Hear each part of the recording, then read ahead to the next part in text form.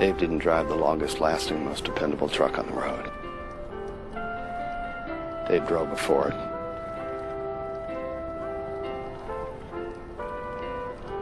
Twinkie? Yeah. Looks like we made Chevy Silverado. From the beginning of your workday to the end of the world, Chevy runs deep.